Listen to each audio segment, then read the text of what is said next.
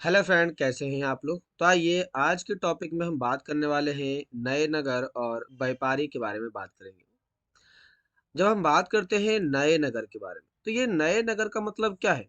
जैसा कि हम इस टॉपिक में शुरुआत से ही पढ़ते हुए आ रहे थे कि हमारे यहाँ पर लगभग 16 और 17 सेंचुरी के टाइम में, इस समय में कई सारे हमारे यहाँ पर नए नए नगर की स्थापना की गई। जो नए-नए नगर की स्थापना की गई थी, बात ये आती है कि सारे नए-नए नगर कहाँ पर बनाए गए। ये जितने भी नगर की स्थापना की गई थी, ये सारे के सारे नगर जो बनाए गए, वह हमारे कंट्री के कोस्टल लाइन अर्थात आप कह सकते हैं ईस्टर्न घाट और वेस्टर्न घाट पर बड़े स्केल पर किए गए थे। ये जो वेस्टर्न घाट और हम जो ईस्टर्न घाट की बात करते हैं, तो यहाँ पर कुछ ऐसे शहर थे, कुछ ऐसी जगह थी जहाँ पर बड़े स्केल पर हमने अपने नगरों की स्थापना करने का काम चालू किया। जैसे कि गुजरात का इलाका, आपका सूरत का इलाका, कर्नाटका का इलाका, केरला का इलाका, आपका तमिलनाडु, आंध्र प्रदेश, उड़ीसा और वेस्ट बंगाल। यहाँ पर हमने बड़े स्केल पर अपने कुछ नगरों की स्थापना करना चालू कर दिया था।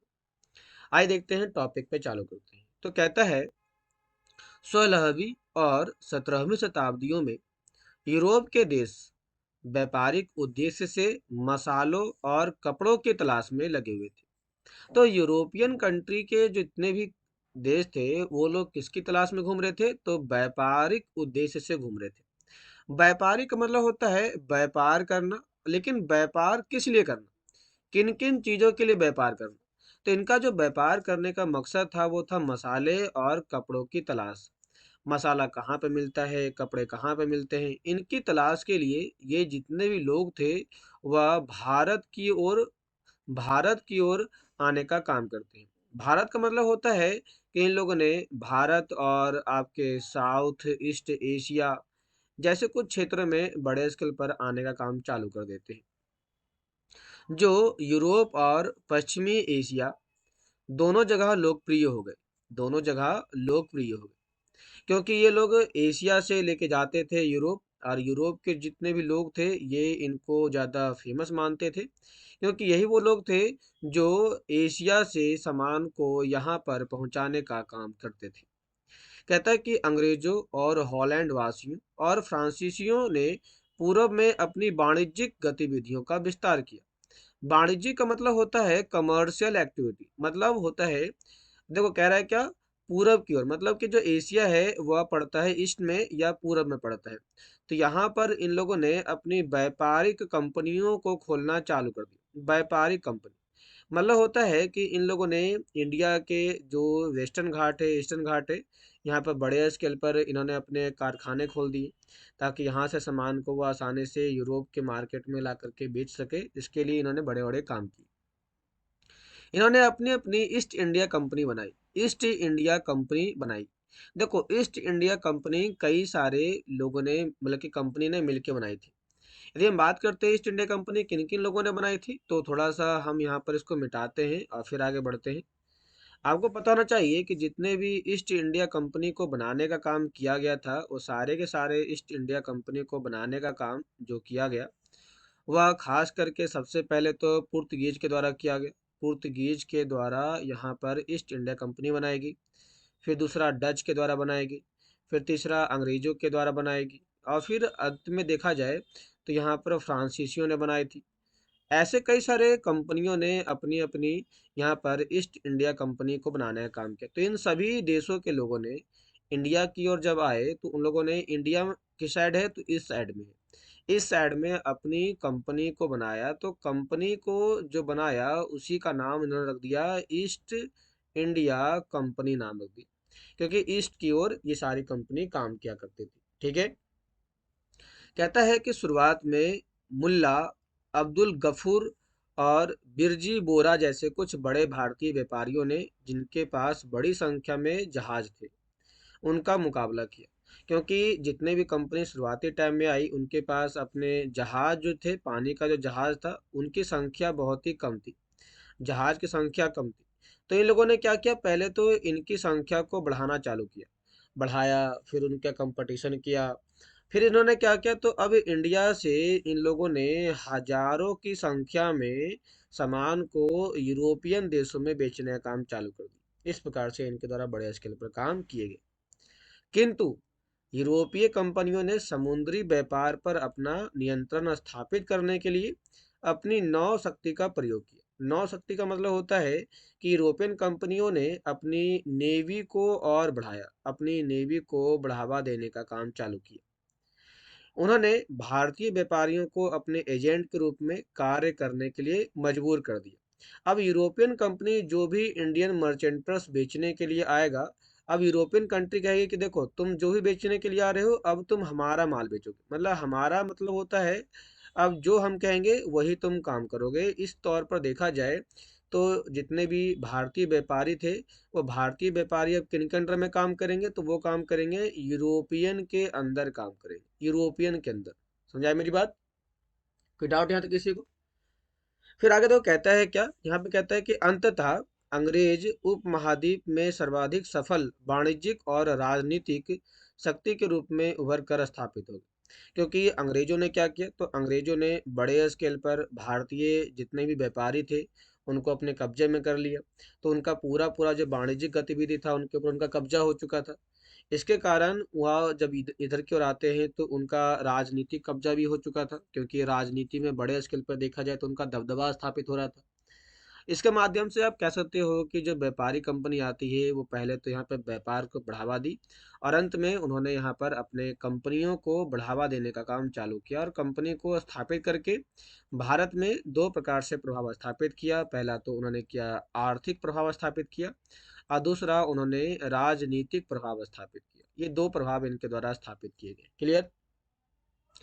कहता है कि वस्त्रों जैसी वस्तुओं की मांग में तेजी आ जाने के अत्यधिक लोगों ने कताई, बुनाई, धुलाई, रंगाई आदि का धंधा अपना लिया। अब देखो, वस्त्रों, कपड़े की मांग क्या हो रही थी, बढ़ रही थी। कहाँ पे बढ़ रही थी? इंग्लैंड के अंदर बढ़ रही थी। जब इंग्लैंड के अंदर इसकी मांग बढ़ेगी तो इंडियन के लोग क्या करेंगे, इंडिया के जो लोग होंगे, अब इंडिया के लोग इनकी मांग को पूरा करने के लिए यहाँ पर कई सारे काम करेंगे। जैसे कि कताई करेंगे, बुनाई करेंगे, धुलाई करेंगे, रंगाई करेंगे, ऐसे कई सारे काम यहाँ पर बड़े स्केल पर किया गया। इससे इन शिल्पों का बहुत विस्तार हुआ। शिल्प किसे कहते हैं पता है आप लोग? शिल्प का मतलब होता है वह चीज जो हाथों से की जाती है, या फिर हाथों से जो हम कढ़ाई करते हैं, या फिर हम जो बुनाई करते हैं, हम जो हाथों से कपड़ों को बुनने का काम करते हैं, ऐसे कई सारे काम शिल्प के अंदर आता है। इसका विस्तार होना चालू हो चुका था। कहता है भारतीय वस्त्रों के रूप, रंग और डिजाइन अत्यधिक परिष्कृत होते गए। परिष्कृत का मतलब होता है और विस्तृत होते गए, फैलते गए। किंतु इस काल में, इस समय का मतलब होता है आपका 16 और 17 सेंचुरी की बात करता है। इस काल में शिल्पकारों की स्वतंत्रता घटने लगी। मतलब ये हुआ कि अब शिल्पकार वही बनाएंगे जो इनको ऊपर से कहा जाएगा। अब ऊपर से कहे जाने का मतलब हुआ कि जो इंग्लैंड था, अब इंग्लैंड जो कहेगा वही इनको बनाना पड़ेगा। ये अपनी मर्जी से कुछ भी बना नहीं सकते। शिल्पी जन पेशगी की प्रणाली पर काम करने लगे। पेशगी का मतलब होता है कि शिल्प जो भी बनाएंगे अब उन्हें पेश करेंगे। पेश करने के बाद यदि इन लोगों को पसंद आया, मतलब कि इंग्लैंड के लोगों को पसंद आया, तो वो लोग क्या करेंगे, इसको मानेंगे, मतलब कि अपनाएंगे। यदि पसंद नहीं आया तो वो उन्हें मना कर देंगे, और मना कर देने से अब ये मंगाना बंद कर देंगे।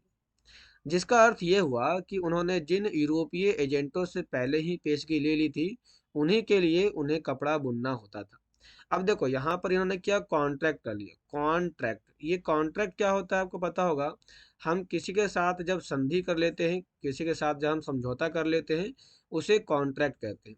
अब कॉन्ट्रैक्ट के माध्यम से इंग्लैंड की यदि कोई कंपनी होगी, तो वह इंडिया के किसी व्यक्ति के साथ या किसी मर्चेंट के साथ वो कर लेगी, कॉन्ट्रैक्ट कर लेगी।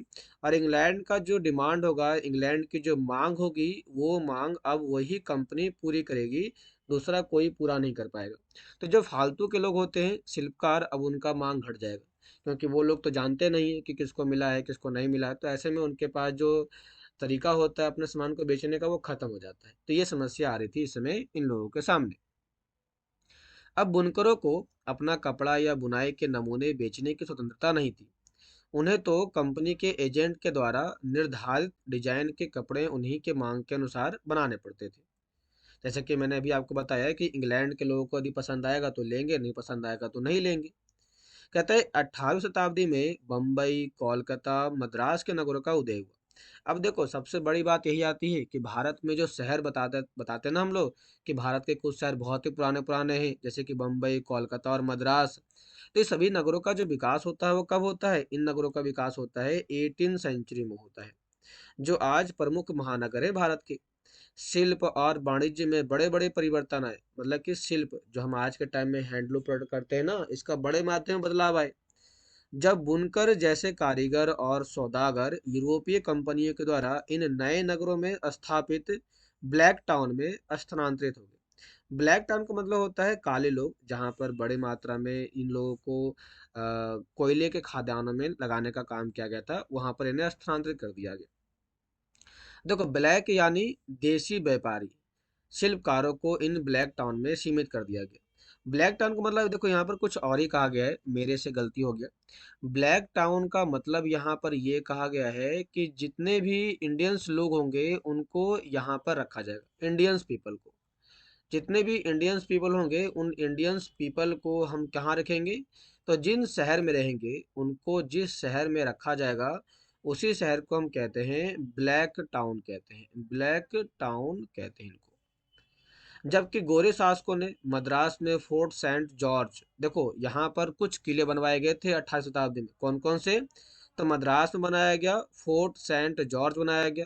कोलकाता में फोर्ट, सॉरी ये थोड़ा सा आगे पीछे हो जाता है, थोड़ा गलत हो जाता है यहाँ पर। तो कहता है कोलकाता में जो हमने बनाया उसका नाम था फोर्ट सेंट विलियम। जैसी कुछ कोठियां बनाई गई जो बहुत ही शानदार हुआ करते थे।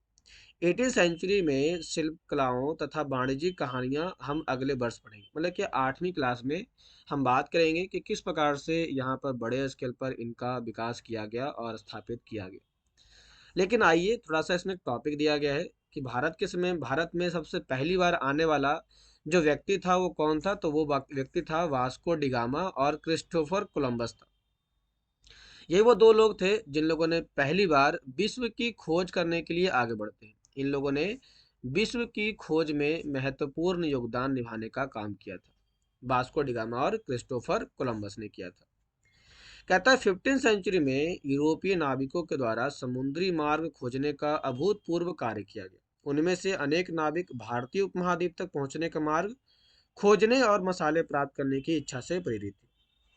मतलब ये हुआ कि प्राचीन टाइम में ज़्यादातर लोग जो व्यापारी काम किया करते थे उनका मेन पर्पस था केवल यही कि हम किस प्रकार से भारत से व्यापारिक चीज़ों को, मतलब कि मसाले को हम प्राप्त कर सके, इसी के लिए उन्होंने खोजा था। पुर्तगाली नाविक जिसका नाम था बास्को डिगामा, ये बास्को डिगामा जो था वो अटलांटिक महासागर के साथ साथ यात्रा करते हुए केप ऑफ गुड हॉप निकल करके वह हिंद महासागर को पार करके भारत पहुंचता है।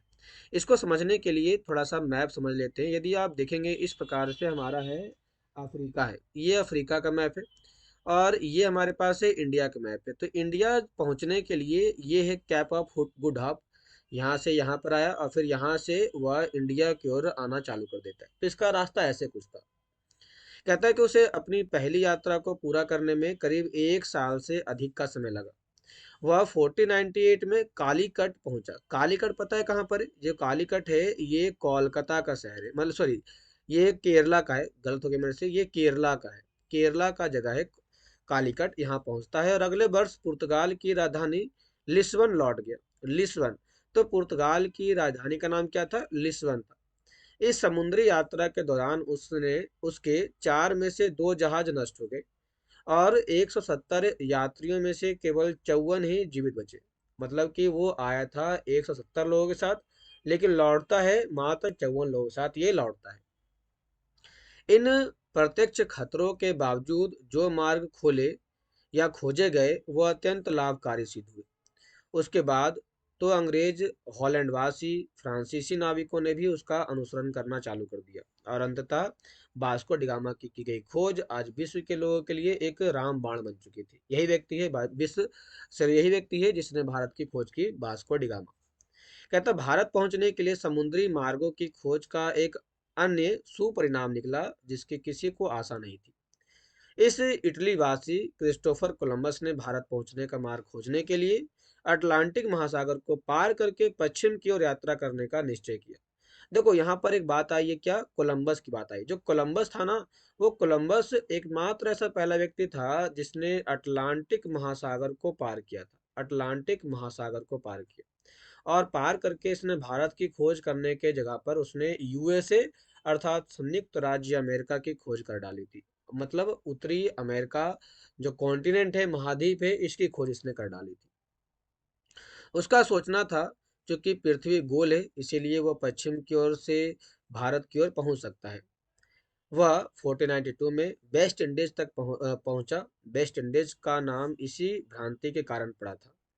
उसके पीछे स्पेन और पुर्तगाल के नाविक और विजेता भी अपने साथ आए और उन्होंने मध्य और दक्षिण अमेरिका के बड़े बड़े भाग को अपने कब्जे में कर लिया। और इसी में देखो कहता है कि एक चीज और इसमें कहता है कि और अक्सर उन प्रदेशों की पहली वाली बस्तियों को नष्ट कर दिया। मतलब कि ये लोग यहाँ से गए और अमेरिका का जो इलाका था, अमेरिका का जो इलाका था, इस इलाके के ऊपर उन्होंने बहुत बड़े स्केल पर कब्जा कर लिया और कब्जा करके यहाँ पर जो बसे हुए थे पुरानी प्राचीन लोग, उनको इन लोगों ने हटा दिया, नष्ट कर दिया या खत्म कर दिया। इस प्रकार से हमने देखा कि किस प्रकार से विश्व के अलग अलग और भारत के हिस्सों में नए नए नगरों की स्थापना का काम चालू किया गया, जिसमें क्रिस्टोफर कोलंबस का महत्वपूर्ण योगदान देखने को मिल जाता है। तो क्लास आज के लिए इतना ही। यह आपको कैसा लगा जरूर बताइए और वीडियो को सब्सक्राइब लाइक जरूर करें। तो मिलते हैं नेक्स्ट क्लास में, तब तक के लिए धन्यवाद।